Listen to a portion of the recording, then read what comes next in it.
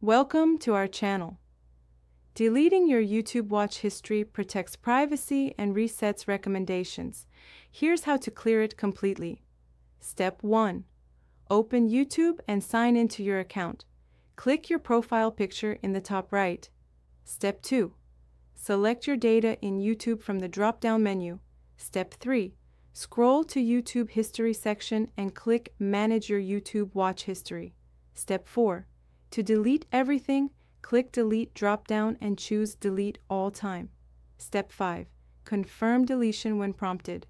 This removes your entire watch history permanently. Step 6. To delete specific videos, return to History and click X next to individual videos. Step 7.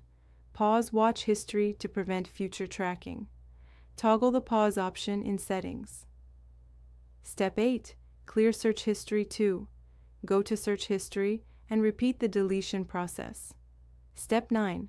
Set up Auto Delete. Choose to automatically delete history older than 3, 18, or 36 months. Don't forget to like this video and subscribe to our channel.